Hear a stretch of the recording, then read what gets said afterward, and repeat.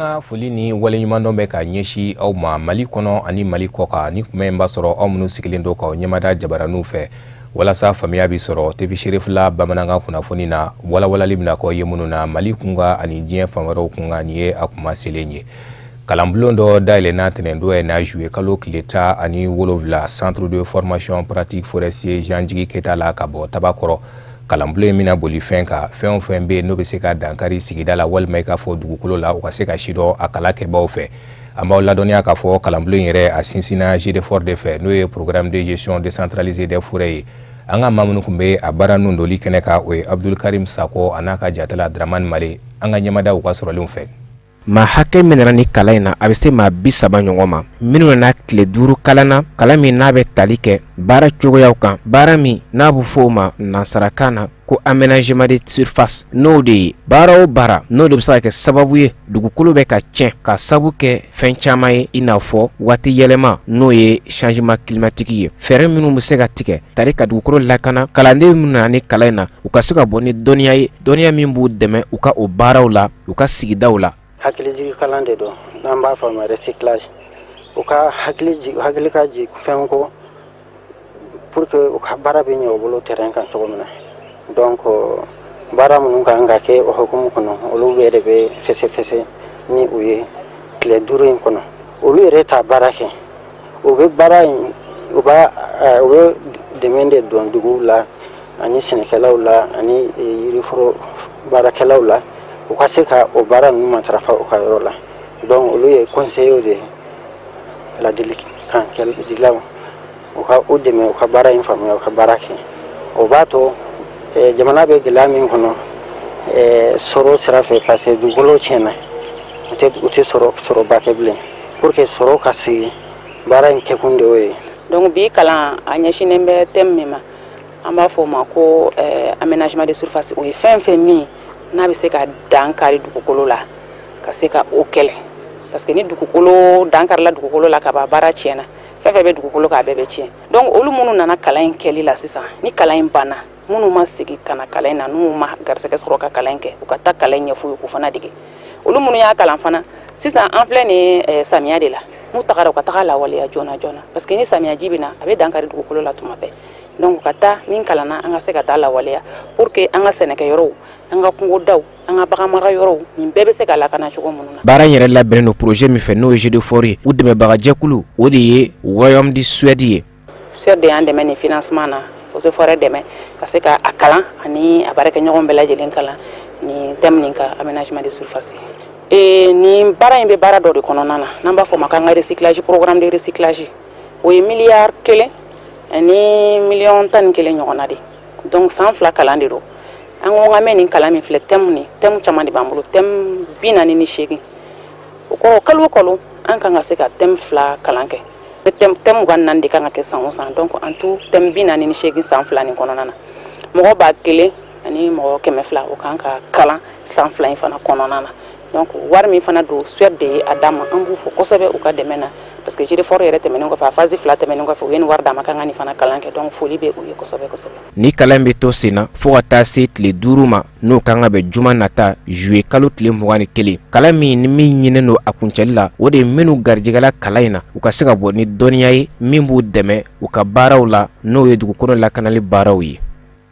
Sibiri tɛmɛnen kɛra don kɛrɛnkɛrɛnnen ye fanga ni jɛkulu PRFM fasobaw bolo ka ɲɛsi a ka tɔndenw ma tɔnden minnu ye kankɔrɔsigiya jɔyɔrɔ sɔrɔ mairie kɔnɔ n'u bɛ wele ko les élus communaux walasa ka hakilina falen-falen kɛ u ni ɲɔgɔn cɛ o kankɔrɔsigiya jɔyɔrɔ min bɛ yen n'u taara ka bila ye a baara ka se ka ɲɛdɔn u fɛ a kɛli ka nɔgɔya u ma Kafunɛ Bacili Dramane Male. Ni ɲɔgɔnlajɛrɛ min sigira sen kan fanga ɲini jɛkulu PRVM fasoko ɲɛmayaso fɛ dɔ bɛ dɔ dɔn dɔ t'o dɔn a kun de ye ka hakili jagabɔ kɛnɛ sigi sen kan walasa u ka cɛbaw bɛ sigida o sigida la Bamakɔ fo ka taa bila marabolow kɔnɔna ma ni o y'u ka conseiller communaux ye ka se ka falen-falen kɛ u ni ɲɔgɔn cɛ walasa k'olu bilasira baara kɛcogo cɛɲi a n'a ɲuman na cɛbɔ 310 o de bɛ PRVM fasoko fanga ɲini jɛkulu mɔgɔw bolo nka cɛbɔ 300 o de sera ka hakili falen-falen kɛnɛ in lasɔrɔ.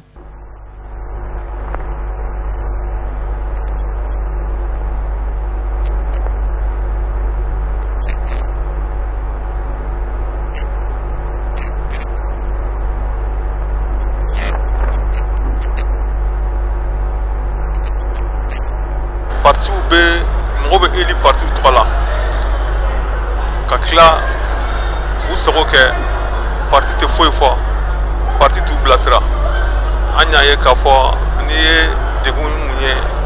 an ka élu ni parti ni ɲɔgɔn cɛla la o ye degun belebele dɔ ye parce que ni élu ɲana parti o ye parti ka basigi ye o ye parti ka ɲɛtaga ye mais ni élu ma ɲa o de bɛ kɛ sababu ye ka partiw jigin duguma an ye ɲɔgɔn wele bi ka an ka élu bɛɛ lajɛlen wele an ka sigi ka directive d'u ma k'u bilasira parti hamina mun b'a la ni laɲini mun b'a la n'o ye danbe ni danaya ni ladiriya ye bɛɛ ka se k'o ta u bolo la jamana bɛ se ka bɔ nɔgɔ la cogo min na o de y'an ka laɲini ye. Nisɔndiya min kɔni bɛ ne la dan t'a la vraiment parce que n'i y'a jateminɛ k'a ta nord la fo ka n'a bila sud la an si tɛ ɲɔgɔn dɔn a fɔlɔfɔlɔ ye min fɔlɔ an bɛɛ de bɛna jɛ ka fara ɲɔgɔn kan ka ɲɔgɔn dɔn an y'a ye présentation kɛra min bɔra yɔrɔ min bɛɛ lajɛlen ye ɲɔgɔn dɔn donc o ye fɛn de ye fɔlɔ fɛn min ka bon ni fɛn bɛɛ lajɛlen ye an bɛɛ lajɛlen ka jɛ yɔrɔ kelen na an ka ɲɔgɔn dɔn jɔn ye jɔn ye an ka se k'o dɔn min bɛ min na an ka se k'o dɔn vraiment o ye nisɔndiya belebeleba ye. A nisɔndiya kɔni a tɛ fɔ ka ban sabula n'i y'a jateminɛ parti ka ca fo ka fɔ a ka ca fasoko nana Bafulabe fasoko nalen Bafulabe nin y'a siɲɛ fɔlɔ ye fasoko k'i présenter bon fasoko kɛlen k'i présenter a bɔra ni conseiller 3 ye o conseiller 3 cɛ 2 muso 1 n'i ye Bafulabe commune jateminɛ fasoko la a muso fɔlɔfɔlɔ conseiller fɔlɔfɔlɔ kɛra ne de ye bon nisɔndiya dan fosi t'o la ne bɛ min fɔ muso tɔw bɛɛ lajɛlen ye u bɛɛ lajɛlen k'u cɛsiri fasoko bɛ yɔrɔ o yɔrɔ k'a ɲini u ka don a kɔnɔ u k'a dɔn parti min don sabula ladiriya ni danaya de b'a kɔnɔ o ladiriya ni danaya kelen u dara na k'anw ta. dakun min kun talen don ni tile kelen hakili jagabɔ kɛnɛ in kama o ye conseiller communaux jɔyɔrɔ u ka baara kɛcogo u ka hakɛw ani u ka kɛta kan ka kɛ fɛn minnu ye u ka se ka faamuya sɔrɔ olu bɛɛ lajɛlen kow kun kan walasa cɛbɔ in kelen-kelennaw jɔyɔrɔ ye fɛn min ye u ka se ka o minɛnw fa u ka baaraw kɔnɔna na. Bon da bɛ se kɔrɔfɔ ma dɔrɔn o ye éluw yɛrɛ ka se k'a dɔn u élila kun jumɛn na u bɛna baara mun kɛ mairie kɔnɔna la poste minnu ni poste minnu bɛ mairie kɔnɔna la ani échange natɔlaw n'o ye élection natɔlaw ye ani labɛn minnu kan ka sabati pour que vraiment pervers fasoko bɛ se ka sabati Mali fan bɛɛ lajɛlen kɔnɔna la. Hakili jiginna an b'aw ladɔnniya k'a fɔ fanga ɲini jɛkulu PRVM fasoko a bangera ni k'a sigi sen kan marisi kalo la san 2000 ani san 13 kɔnɔna na u ka lasigidenw bɛ Mali jamana marabolo kelen-kelenna bɛɛ lajɛlen kɔnɔ an bɛ don min na i n'a fɔ ko min bi section 30 de b'u tɔgɔ la sous-section 300 ani comité bayirika. Jamana minisiri mun ka baara bɛ ɲɛsi jamana kɔnɔ denmisɛnw ka baarako koɲɛw ɲɛnabɔli ma an'u ka baara kalanko ministre de l'emploi et de la formation professionnelle a ye kunnafoni kɛnɛ dɔ sigi sen kan kunnafoni kɛnɛ mun senfɛ n'a ni dumuni de bɛ kɛ ɲɔgɔn fɛ n'u k'a ma ko déjeuner de presse walasa ka se k'a da don a ka minisiriso ka kungilennabaw la kɛrɛnkɛrɛnnenya la jamana ɲɛmɔgɔ El Hadji Ibrahim Boubacar Keita a ye baara 200 mun layidu ta jamanadenw ye an ka maa minnu kun bɛ kɛnɛ kan o ye Amadou Kamara a n'a ka jatala Mohamed Sidibe an ka ɲɛmada u ka sɔrɔlenw fɛ. Ibrahim Boubacar Keita candidat de Kumdo wa kelen tɛ 2013 wagati a nana tuma min a y'a fɔ maliyɛn ye ko yanni mandat ka ban fɛn min ye 200 000 emploi ko 200,000 a y'a lahidu ta a ŋaniya la a y'a fɔ maliyɛn ka badi alhamdulilayi bi an bɛ se k'a fɔ ka Ala fɔ ka kira fɔ k'an ka président fɔ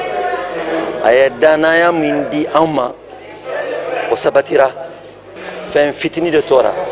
o de kosɔn ne y'a fɔ aw ye bi n ko fɛn min ye 200 000 emploi ye an kɔni bɛ taa o sanfɛ ni Ala sɔnna ni Ala si ni kɛnɛya d'a ma maa o maa min bɛ Ibrahim Boubacar Keita dɔn a b'a dɔn tiɲɛtigi de don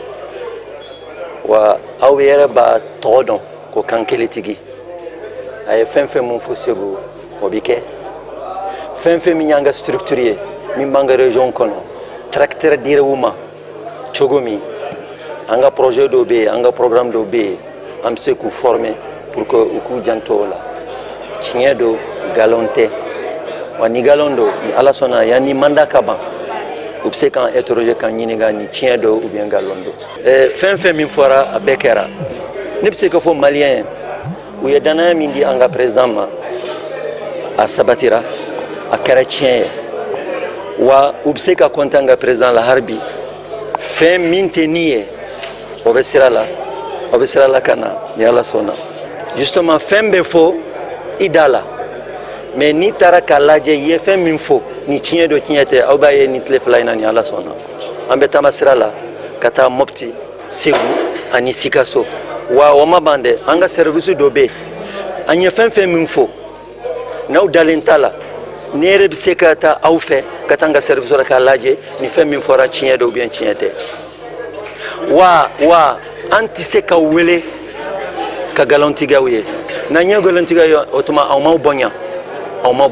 o man ɲi galon ko tɛ politique ko tɛ tiɲɛ do ne tɛ se k'a fɔ mais fɛn min ye 200 millions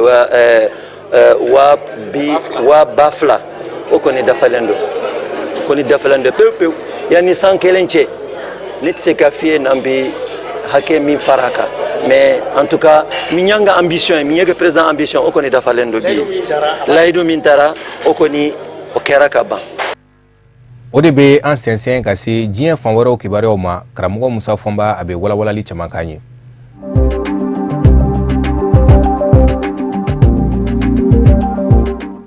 Senegal faba la Dakar ndolati kɛnɛ min tɔgɔ dalen do ko Stade Demba Diop ndolati dɔ jɔnjɔ dalen kun do tɔnbila ni ɲɔgɔn cɛ Wakam ani Mbour a senfɛ supporteru ye ɲɔni fɔ ndolati kɛnɛ yɛrɛ kɔnɔ maaw bɛ sigi fan min fɛ o fankelen karila ka bi mɔgɔw kan ka maa 8 bɔnɛ a nin na maa caman joginna o kadara kɔnɔ Senegal jamana ɲɛmaaw ye a jira k'a fɔ yɛlɛma dɔw bɛna don baaraw taabolow la farikolo ɲɛnajɛ bina k'u kan kɛrɛnkɛrɛnnen ɲɛna a kɛyɔrɔw la ni o ye stadiw ye jamana ɲɛmaaw ye a jira k'a fɔ farikolo ɲɛnajɛ bɛɛ lajɛlen bi jɔ Senegal faba Dakar ndolati kɛnɛ kɔnɔ wasadensigi kalata yɛrɛmankutu waatiw la an b'aw ladɔnniya k'a fɔ juillet kalo tile 30 nata o ye wasadensigi kalataw ye wa fanga ɲini jakulu minnu fara mɛ ɲɔgɔn kan ko in mɛnɛ u fɛ u caman y'a jira k'a fɔ u b'u ka yɛrɛmankutu baaraw jɔ fɔlɔ jamana ɲɛmaaw y'a jira k'a fɔ sɛgɛsɛgɛli dɔ bɛna dayɛlɛ ka ɲɛsin ko in ma kun min nana ni a ye a kɛra ndolati kɛnɛ min kan ni o ye Stade Demba Diop ye o yɛrɛ datugulen do maa tɛ don fɔ sɛgɛsɛgɛlikɛlaw ka don k'u ka baaraw bɛɛ lajɛlen kɛ k'a dɔn kun min nana ni manga wulili ye supporteru yɛrɛ dama ni ɲɔgɔn cɛ fɔ maaw taara caya fa dɔ fɛ k'o bɔ k'o bi maaw kan ka maa 8 bɔnɛ ani nani ka maa caman jogin ɲɔgɔnkunbɛ dɔ kɛra a kadara kɔnɔ o sibiri don kelen la Senegal ndolati ko ɲɛma ni o ye directeur de la Ligue de football ye ani farikolo ɲɛnajɛ ministre ka taa se polisilakaw ka ɲɛmaaw ma olu bɛɛ lajɛlen ye ɲɔgɔn sɔrɔ nka maa caman kɛn bɛ ka jira k'a fɔ fɛn min ye nin sababuya kun caman bi sɔrɔ a la Senegal jamana kɔnɔ ndolati tɛ kɛ faba la Dakar ni supporteru yɛrɛ dama ma ɲɔgɔn sɔrɔ o tɛmɛnen kɔfɛ ndolati kɛnɛw minnu jɔlen do a dɔw jɔ kuma mɛn bɛ yɔrɔ caman jɛnnen do u la polisilakaw fana a n'a kɛ ɲankuma olu m'u jɔ u jɔyɔrɔ la nka polisilakaw kɔni y'a jira k'a fɔ maa tɛ se k'a fɔ ko nin ko in ye olu nɔ ye u ɲininkalen n'o y'a sɔrɔla maa bɔlen kun ka ca ka se ka lakana sabati ndolati kɛnɛ kɔnɔ u y'a jira k'a fɔ maa kun ka ca nka maa hakɛ min do u ma se k'o kɔni dafɔ maaw ye nka ko in yɛrɛ kɛra seerew minnu ɲɛna olu caman y'a jira k'a fɔ polisilakaw ko kun bɛ ka taa k'u bolo dan o b'a jira k'a fɔ maa kun ma labɔli kɛ u bolo ka se ka lakana sabati.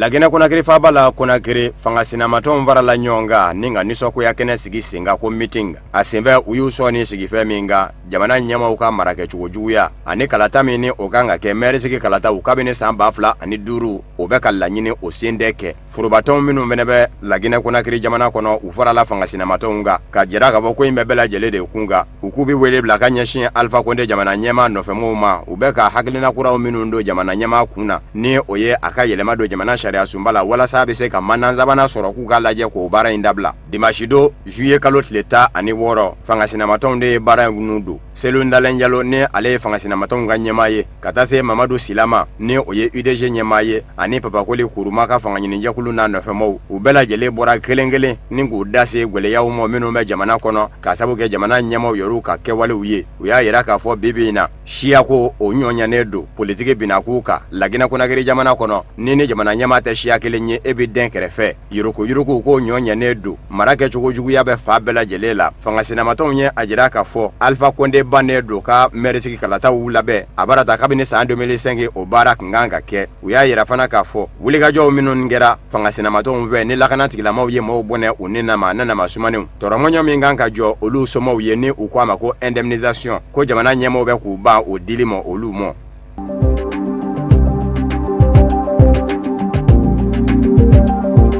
Kongo Kinshasa jamana kono kono min wele ko Kasai ni hadamadenya buruja wale u yaru nyonyambe akono bebe na jensirigena ni tomba Nations Unies ka segasegelu yefe minu njira jitemenzira bawu minu me akono kerengere ni nyana Rivière Kasai kuru do dafirila ni mawiye minye mamuga ani mawolo lambone anina mabiduru ani manani halibi olube ka nyine utayro madon mafamba mafatulewna demisenundo minu nye lokalide unye ukume kata segena fiya bola fanwere fe kuna foni nzoro la ka beni dimanche do juillet kaloti letani woro de ye nga chamanya jira ka fo kuru inzebe koro fale de kundu manivina doni kunjayara kono o temene ko fe kuru fene buli baw onu hagili de nyove ka sabuke u fale do minve una minu ngeme ku bo utabulo uka amawla doniya ka fo Kongo jamana ere kono jite mezera chamande be ala belebele o ye flevo Kongo e meme Kongo Brazzaville ni Kongo Kinshasa ni nyonje o janya biti jo kilometre banani ani kema wolomlana Rivière Kasai bi sorokada o ka ko ingera mina Rivière Kasai abiteme Kasai Central Marafe inongo be ola ani Kasai yere be ola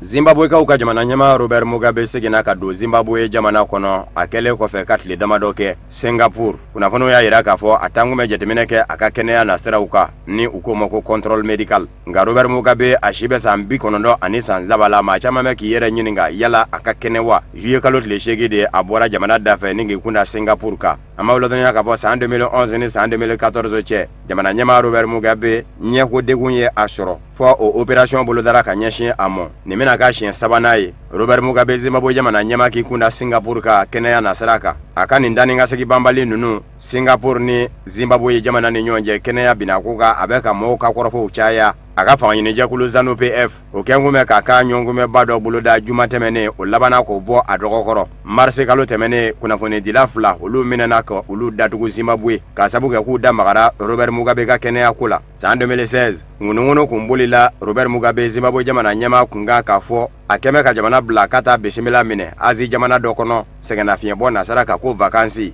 kwa sambi songake jamana nyema uyo ngalondigia nga Robert Mugabe koropo chaya na tabe akakene ya kunga akeme ka jira ka fanga mine abela kabini sa 1980 atabla barsa bukadaka sa 2018 jamana kundigiziki kalata akeme ka jira ka faye cheboye ofenena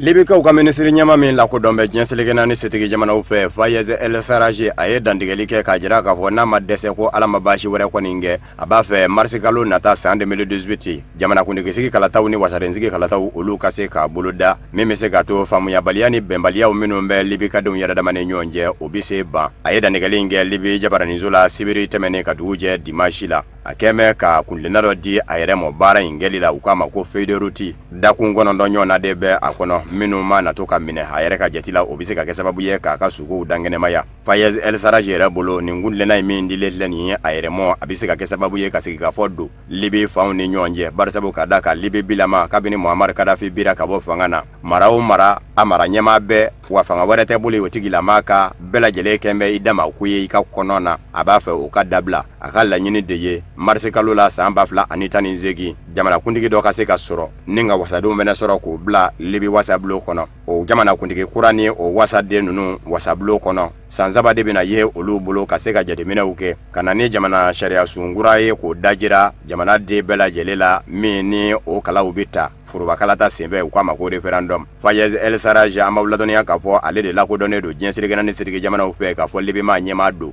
nga ka fangati buli libi fa bela jeleka kerengere ni nyana libi kora yamba fe ni o yetoburu ku ye jamana nyema ya so membe toburu ku gouvernement ni o kele chet dishiye Marshal Khalifa Haftar ye o kende ka Fayez El Sarraj ka gouvernement la ko do nga ministre nyema Fayez El Sarraj yere ko ni mulo ni jeta gole manye fe mi nga gole libi jamana kono bi o yela kana ko ta fa de ye Fayez El Sarraj akada ndigalu la sibiri do kaduguje dimashila ako pengelembe ko dema famu fiu Muammar Gaddafi kelela ko jamana de mino nyemugu ni keseta Muammar Gaddafi kamo Muammar Gaddafi ka fanga bine ko jenselegana ne sedige jamana kunga ka wuli ka jode ke o yorobe ko manunu nga marama femu mine ula kabini Muammar Gaddafi ka fanga bindo duguje ko nga ko make wa ko de kera sababu ye ka marama feke ka libi fa bela jele labo bi shite son shitamo bela jele ni ka marama febe nyona bebe ki ka fanga bulika konoka